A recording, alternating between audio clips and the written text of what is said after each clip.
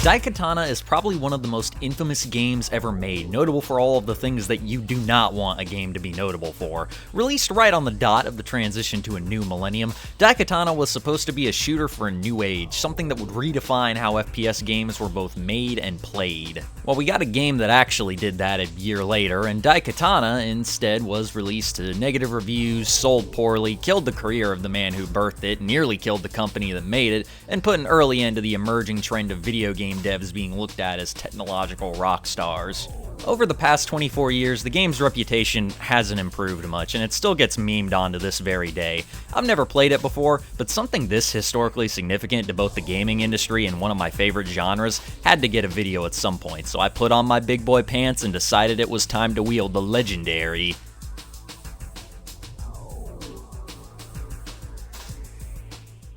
Oh boy, I was not looking forward to this one. If you watch a number of videos on my channel, you'll notice that I tend to be fairly positive about games. It's pretty rare for me to play something that I just outright shit on. This is partially because I feel that gaming YouTube is overwhelmingly negative in its tone and I don't want to contribute to that, but it's mostly because this channel is basically just me going through my backlog, which largely consists of games that I thought looked cool and figured I would enjoy playing. Daikatana, though, is something that I bought for the historical value, because the impact it had on the gaming industry is equivalent to something like the impact that Heaven's Gate had on the film industry, a flop so monumental in scope and legendary in hubris that it changed the culture of its sector and killed the genre it was a member of and all that good stuff. As always, let's get some brief development history out of the way. Daikatana was largely the brainchild of John Romero, a seminal figure in the realm of interactive entertainment and one of the architects behind the genre of the first-person shooter. He was one of the founders of id Software, the company that made Wolfenstein 3D, Quake, and this obscure and largely forgotten about title called Doom. His tenure at the studio established him as one of the big names in gaming, and he's viewed as one of the people who's responsible for shifting the landscape of PC gaming away from the point-and-click adventure games of Sierra and into a much faster and more violent direction. I'm not going to go through all the gory details since a ton of people have already done that, but the skinny was that towards the end of Quake's troubled development, he had a falling out with the rest of the studio, chiefly his co-founder John Carmack, and was pushed out of the company. After this, he got back in touch with Tom Hall, another former key player at id Software who had some similar grievances with his former co-workers. They got together and formed a studio called Ion Storm, a kind of game dev supergroup that was supposed to be a way for American developers to make the games they wanted to make with little corporate oversight. Despite its lofty ambitions, the inner workings of this company would become the stuff of legend, with egregious overspending on office space and facilities, poor management, vitriolic infighting, and a level of public boasting and hubris that people at first thought was endearing and then later thought was annoying. Ion Storm is primarily remembered amongst the gaming public for two things. First is Deus Ex, a masterpiece that many consider one of the best games ever made, and the subject of this video, Daikatana, which is considered, not one of the greatest games ever made. Daikatana was where Romero's efforts at the company were focused. In a lot of ways, this game is kinda what he wanted Quake to be, a time-traveling adventure with a tough, square-jawed hero who wielded a powerful melee weapon to fight against evil, alongside with some very light RPG elements. Development started in '97 and took about 3 years, a dev cycle which was unheard of at the time. A big shadow looming over the production was Romero's wish to get back at his former studio and upstage them. When I told my dad this story, he compared it to the animosity between Metallica and Dave Mustaine, who formed Megadeth in order to create a band that would be superior to that of his former bandmates. Big difference though. Megadeth would itself go on to be a successful and hugely influential band that put out several beloved albums and was an actual competitor to Metallica for dominance of the heavy metal genre. Ion Storm put out 2 games that people gave a shit about, closed down after 8 years, and one of the things they're most remembered for is this. When Daikatana was released at the end of a protracted development cycle and disastrous ad campaign that gave us this beauty, it was immediately the town laughingstock, and it pretty much killed Romero's career within big budget development. Though to his credit, he actually learned from the experience and has become like a zen master of shooters, largely keeping to himself except when he comes out at random intervals to drop the year's best Doom wad and remind everyone that yes, he actually does know what the hell he's doing. The biggest complaints for Daikatana were the level design, specifically in the first episode, which many shooter enthusiasts found to be subpar and poorly thought out, the copious amounts of bugs and glitches that sabotaged the experience, and the CPU allies, which were intended to be a major gameplay innovation but instead ended up being a major gameplay misfire. This is what the game is most hated for, since these guys are dumb as shit, get stuck on everything. If you die, you fail the level, which is doubly annoying since you can't save scum, and they have to be near you in order for you to exit the level, or else your guy just talks to himself like a jackass and says, "I can't leave without my buddy Superfly." Yes, one of them is named Superfly. We'll get to that later. So yeah, no one liked the game. It sold like heating pads in the Sahara, and the only reason anyone I'm friends with even knows about it is because of that JonTron video from a few years back where he shits all over it.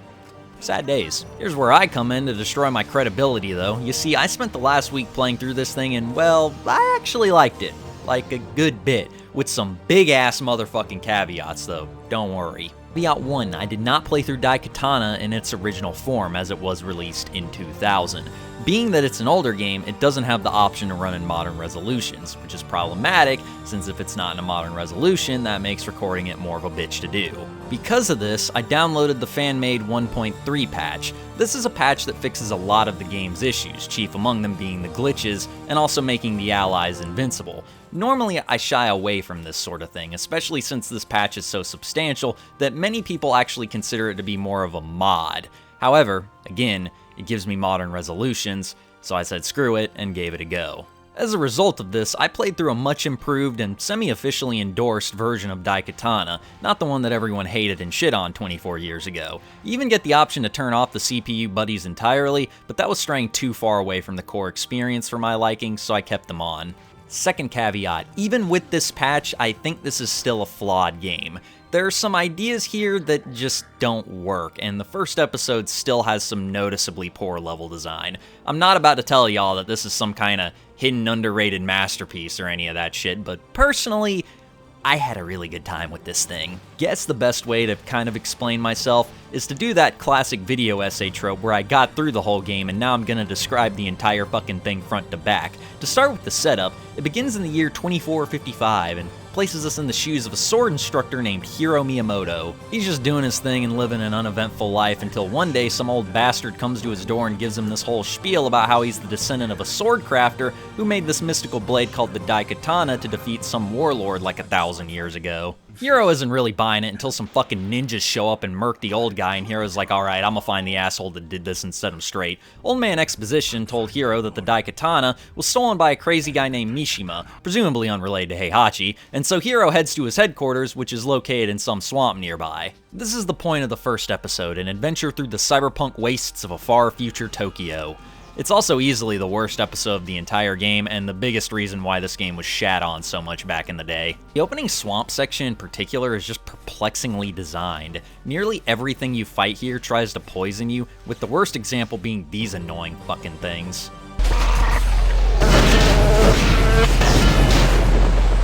Yeah, they're these like robotic dragonfly mosquito things that are annoying, not because they're hard to kill, but just because of that fucking noise. My game also bugged out towards the end of the level and this force field wouldn't go away, so I figured, is it even a force field? Can I maybe just walk through it?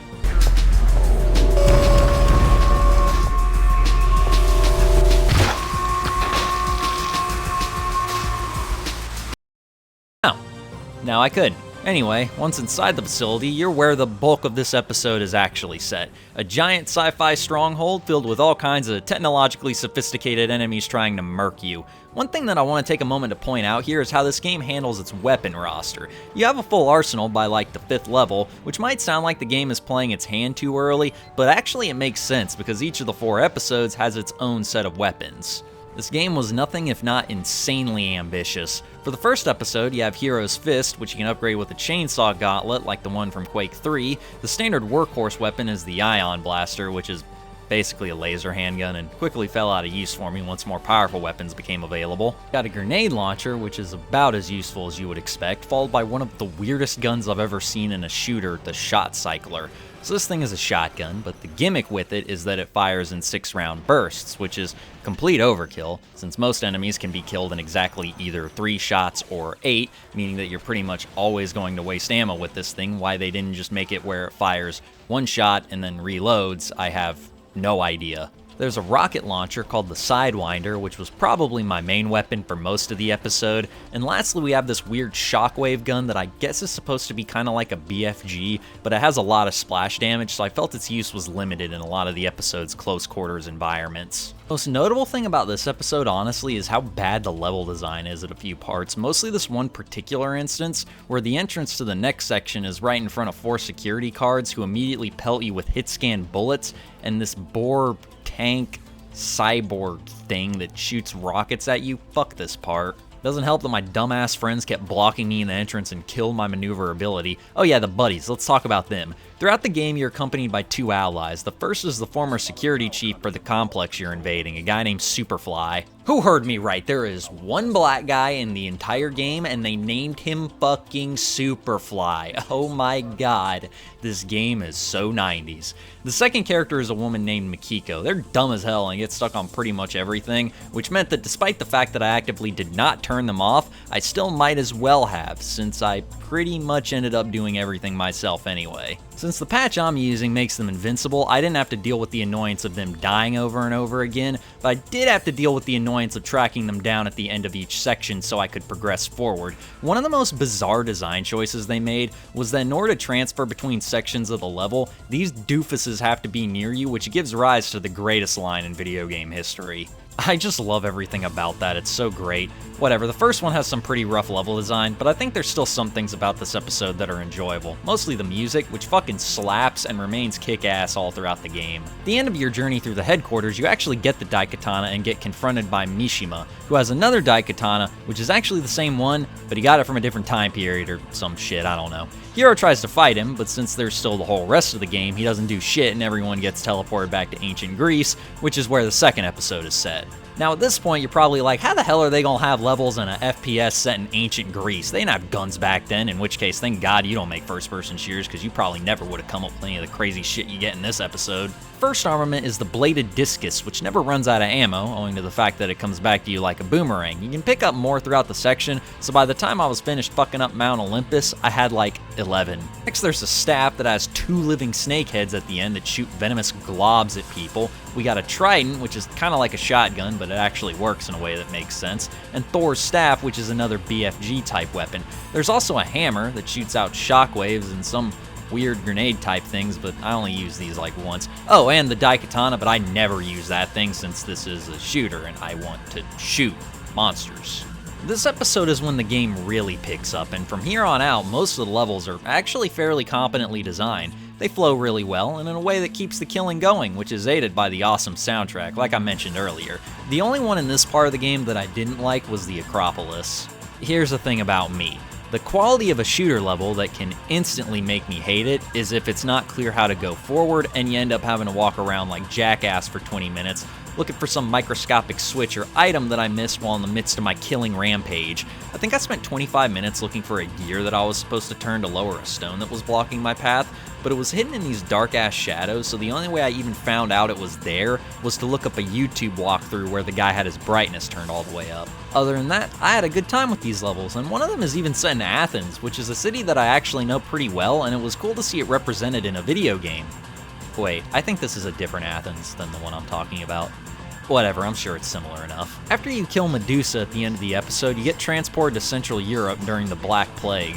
While the setting and enemies are really cool, I think this episode probably has the weakest roster of weapons. There's some good ones, like the Bolter, which is basically a crossbow pistol, the Silver Claw, a melee weapon that you use to kill werewolves, and the Ballista, which is kind of like a rocket launcher, but the remaining 3 weapons are these wizard staffs that are all just really clunky and gimmicky, especially the last one, which I would go as far as to say that it's just straight up useless. While the levels remain strong throughout this section, it starts off pretty rough. The first level is this sprawling village that you have to constantly backtrack through, and you're required to find all of these key items that are hidden in very obscure locations, which just kills all the flow that the action of the level had prior. At first, it's relatively straightforward. You just go to a church on the opposite end of the town and meet a monk named Musilda, who gives you this long-ass expository cutscene and then sends you off to find all this secret bullshit that you need to get to the next level. God, finding all these things was so boring, and it was like this constant push and pull, where I'd make a little bit of progress, and then spend the next 10 minutes wandering around wondering what I was supposed to be doing again. Went into a cave and a lake under a bridge and I found the dope fish, but that's the thing. I'm not trying to find the dope fish. I'm trying to find a way out of this stupid fucking level. Well, I did that, and the rest of the episode was smooth sailing, fast-paced action through dungeons and castle keeps, reminiscent of Hexen in the first episode of Quake. The section caps off with a fight against the Mad King Gareth, who comes to his senses at the end of the battle and helps send you on your way. He's surprisingly chill once his blood frenzy was finished. All it took to clear his head was shooting him 1,000 times, and now everybody's friends here. It's great. The last episode is San Francisco in the year 2030, and oh my fuck, this part is awesome. The roster of weapons is probably the most straightforward out of all of them, with the standards like a pistol, a shotgun, and a minigun, alongside some weirder ones like a burst laser, a death ray, and this turret thing that I didn't get, but for the most part, they're all fun as hell to use. The levels in this section are easily the best in the entire game, with a perfect flow and straightforward layout that keeps the action going, with an appropriate amount of exploration and platforming that I thought was actually pretty fun. It's here that I feel like Daikatana actually kind of completes its evolution for me, from mediocre in the first episode to halfway decent in the middle two, to this one where I think it becomes a legitimately good game. Also, the best tracks in the game play here too, which helps a lot. Funnily enough, I also kind of felt that this episode was a little depressing since I bet most people who played Daikatana never even made it this far, turned off completely by the first episode and the CPU companions. First impressions count for a lot, and it's really weird that they started out with the worst they had to offer and saved all of the bangers for the end of the game. There's also a crazy amount of level variety here as well. You start out in Alcatraz, make your way through flooded districts of the city, fight through Mishima's lab facility, assault his hideout, and then attack a Navy SEAL training facility for the final level. The boss fight with Mishima himself was kind of anticlimactic since he was super easy to defeat, and then the last boss is Makiko, who betrays you after killing Superfly, but she dies in like 2 shots, so that's not really anything special either. I like the ending a lot too. Hiro uses the Daikatana to reset the timeline, bringing Superfly and Makiko back to life and undoing the dystopia that Mishima created, then goes to live the life of a monastic in the countryside, where he guards the now buried Daikatana. There was something strangely melancholic about the experience of playing through this game with a fan patch. I got the feeling that Daikatana is a game that's just on the cusp of greatness, but is held back by a few fatal design flaws that had a hugely negative impact on its genre, its creator, and the industry as a whole. The failure of this game, combined with the breakout success of Halo just 1 year later, basically heralded the end of the classic style of first-person shooter, with the genre becoming dominated by 2 weapon limits and regenerating health for the next 16 years. If it had been released in the state I played it in, I think it would have at worst gone on to achieve cult status. Maybe it even would have had a better performance, but unfortunately that's not what happened. Maybe someone like Night Dive can one day do a full remaster or remake, giving us something that's a much tighter experience that can change the game's public image. Either way, this was a game that I was dreading playing, but I actually ended up really enjoying it. For anyone who's a shooter fan, I definitely recommend you play this with the 1.3 patch installed anyway, if for no reason other than to experience probably one of the most historically significant games ever made. That's the story of the infamous Daikatana and my experience with it. It didn't really make me its bitch, but it was fun, if definitely flawed. Now, if you'll excuse me, the barbarians are at the gates and everyone else is busy partying, so I must continue studying the blade.